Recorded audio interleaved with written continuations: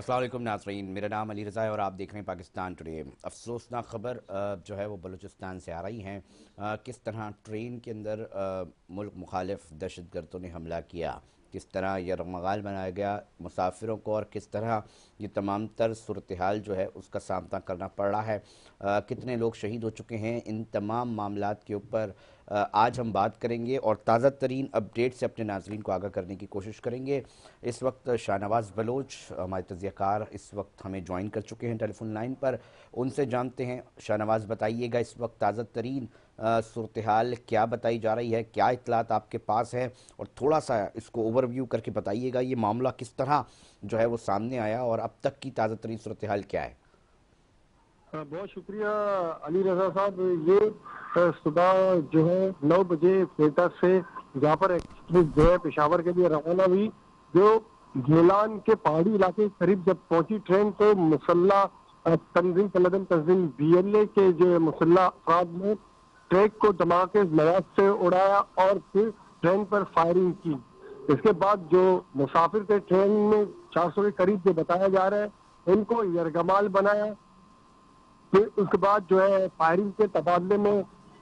اب تک کی اطلاعات ہے جو سیکورٹی ذرائع اور ریلوے کام کے ان کے مطابق 10 افراد شہید ہو چکے ہیں، اور اب تک جو ہے کچھ جو مسافروں کو اب تک تقریباً 80 کے قریب بتایا جا رہا ہے کہ مسافروں کو رہا کر دیا گیا ہے، چھڑا لیا گیا ہے۔ آپریشن کے دوران سیکورٹی فورسز اور BLA کے جو کلگم تنظیم کے جو دہشت گرد ہیں ان کے درمیان فائرنگ کا تبادلہ جاری ہے اور آپریشن جاری ہے۔ اس وقت یہ بتایا جا رہا ہے کہ مسلح افراد جو ہے چند مسافروں کو اپنے ساتھ پہاڑی علاقے پر لے گئے ہیں، اور یہ ایک ایسا مقام ہے، بولان کا ایریا ہے، جہاں موبائل نیٹ سروس کچھ بھی کام نہیں کر رہا ہے۔ جو اس وقت وہاں پر مسافر موجود ہیں جن کو رہا کروا لیا گیا ہے، ان کا رابطہ بھی اپنے اہل خانہ سے بھی نہیں ہو پا رہا ہے۔ تو آپریشن جاری ہے، سب جڑپ جاری ہے، مسافر اب بھی متعدد مسافر پھنسے ہوئے ہیں۔ شاہ نواز بلوچ صاحب، اب ہمارے پاس تک یہ دیگر پتہ چل اطلاعات سکا ہے بھی کہ ہیں۔ کتنے مسافر ہیں جو ان کلدم تنظیم کے دہشت گردوں کے پاس موجود ہیں، ان کو یرغمال بنایا ہوا ہے، تعداد معلوم ہو سکی ہے؟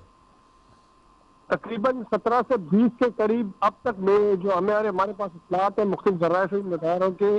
وہ ہمارے پاس ہے،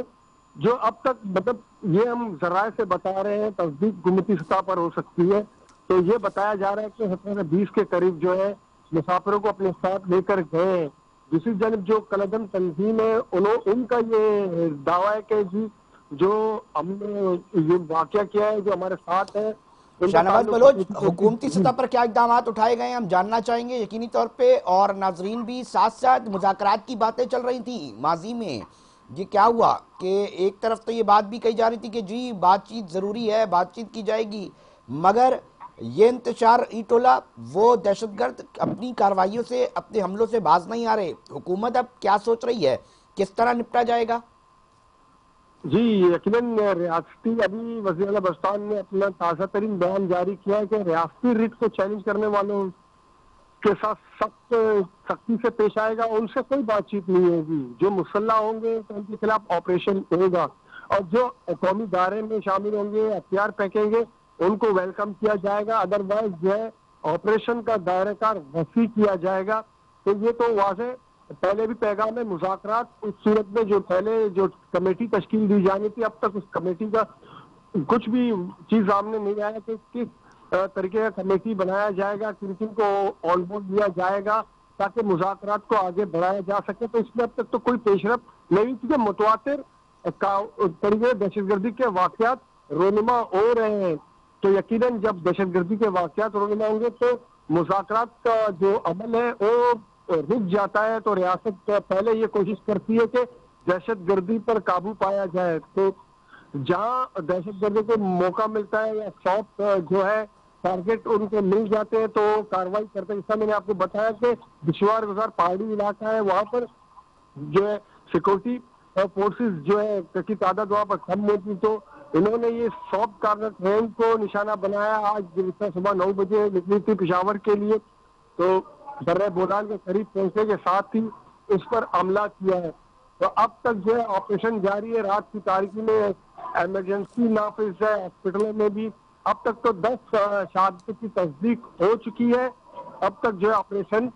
جاری ہے۔ تو مذاکرات کی جہاں تک آپ رلی صاحب بات کر رہے ہیں، تو مذاکرات کا جو ہے عمل اس وقت آگے بڑھے گا جب دوسری جانب سے بھی ہوگی، دوسری جانب سے پیش رفت نہیں ہو رہی ہے، اور کنٹینیو اب تربت کا بھی واقعہ اس سے پہلے پیش آیا، ایک بس کو دھماکے کے مواد سے اڑایا گیا تھا، اسی طرح اب یہ واقعہ پیش آیا سامنے آیا، اور ہمارے پاس یہ اطلاعات ہے کہ جو سیکورٹی ذرائع ہیں ان کو بتائی کہ جو حملہ ہے جنہوں نے آج واقعہ کیا، ان کا بیرون ملک رابطہ بھی جاری ہے سیٹلائٹ کے ذریعے۔ اب یہ ذرائع ہے تو تصدیق تو اس کی بات میں ہوگی، لیکن بلوچستان میں بیرونی مداخلت تو گزشتہ کئی دہائیوں سے موجود ہے، جس طرح افغان سرزمین ہے اس سے استعمال کیا جا رہا ہے، اس طرح سربراہ پاک فوج وہ بھی یہ بات کہہ چکے ہیں، حکومت کی سطح پر اس بات دہرائی جا چکی ہے کہ افغان سرحد باقاعدہ استعمال ہو رہا ہے، سرزمین استعمال ہو رہا ہے پاکستان کے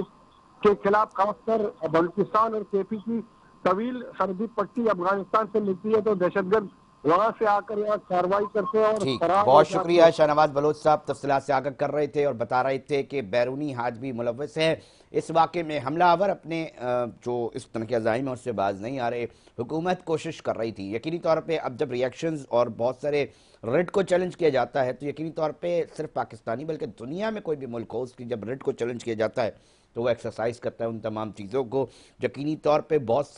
ساری باتیں کرنے والوں کے لیے کافی ہوگا کہ اب کب تک برداشت کیا جائے گا۔ ان چیزوں کے حوالے سے بہت سارے سوال جو ہے اٹھائے جاتے تھے، بہت ساری چیزیں کھل کر سامنے آ رہی ہیں۔ مذاکرات شاید کسی طبقے کو قبول نہیں ہے اور وہ چاہتے ہیں کہ امن جو ہے وہ نہ رہے بلوچستان میں، مگر کوششیں پاک فوج کی جاری ہیں۔ ناظرین، تفصیلات سے آگاہ کر رہے تھے، وقت ہوا ایک بریک کا، بریک سے واپس آتے ہیں، پھر ایک اور اہم سٹوری ہے اس پر بات کرتے ہیں۔